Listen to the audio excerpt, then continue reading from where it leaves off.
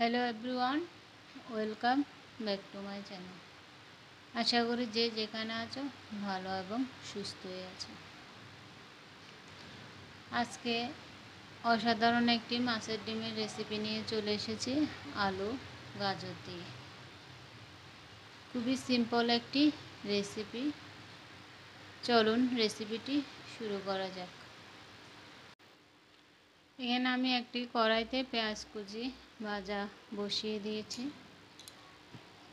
পেঁয়াজটা একটু বেশি করে দিতে হবে, নইলে ভালো লাগবে না।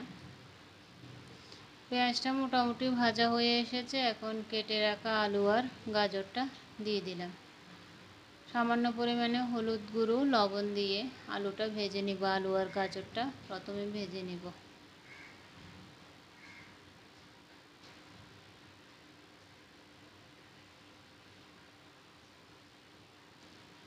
মাছের ডিমটা আমি গতকাল এনেছি। মাছের ডিমটা আমি ওটা সিদ্ধ করে রেখেছি, ভেজে রাখিনি। তেলের মধ্যে ভিজে রাখলে এটা শক্ত হয়ে যেত, তাই এটা আমি খুব সুন্দর করে সিদ্ধ করে তারপর রেখেছি। জল দিয়ে সিদ্ধ করে রেখেছি। ঢাকা দিয়ে আলুটা বেশ কয়েকবার নেড়ে চেড়ে ভেজে নিচ্ছি।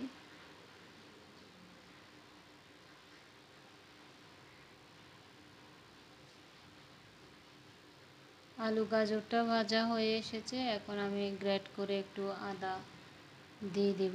লঙ্কাটাও আমি মাঝখানে একটু লঙ্কাটাও দিয়ে দিয়েছি, কাঁচা লঙ্কাটা।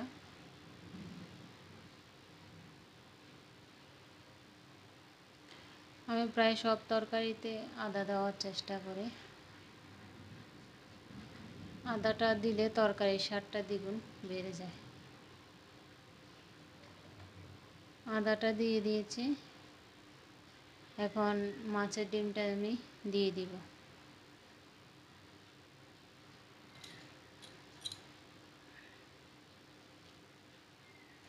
দেখুন, মাছের ডিমটা আমি সিদ্ধ করে রেখেছি জল দিয়ে। যদি মাছের ডিমটা সিদ্ধ করে না রাখতাম, যদি ভেজে রাখতাম, তাহলে মাছের ডিমটা একদম শক্ত হয়ে যেত, খেতে অতটা ভালো লাগতো না। মাছের ডিমটা দিয়ে নিয়েছি। এখন একটু নেড়ে চেড়ে ভেজে নিচ্ছি।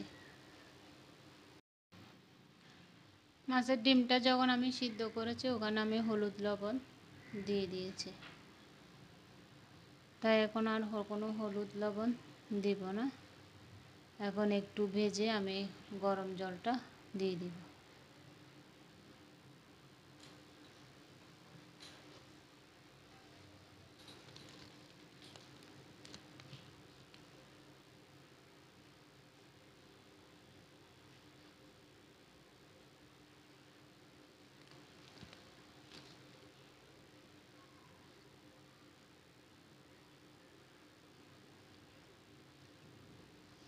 জলটা বেশি দিব না, জলটা অল্প করেই দিব, কারণ আলুটা ভাজার মধ্যে সিদ্ধ হয়েছে। এখন সবগুলো মিলিয়ে অল্প করে জলটা দিলাম, সব মিলিয়ে।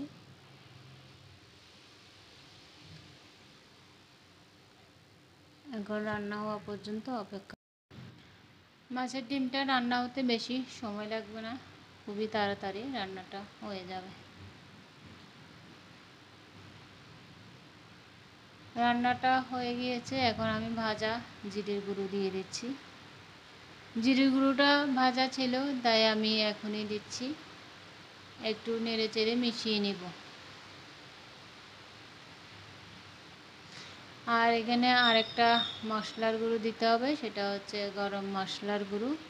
যেহেতু আলু দিয়ে রান্না করা হচ্ছে এভাবে একটু ঝোল দিয়ে, সেহেতু এখানে অবশ্যই গরম মশলার গুঁড়ো দিতেই হবে। গরম মশলার গুঁড়ো দিয়ে দিচ্ছি। গরম মশলার গুঁড়ো দিয়ে 1 মিনিট রেখে আমি নামিয়ে নেব।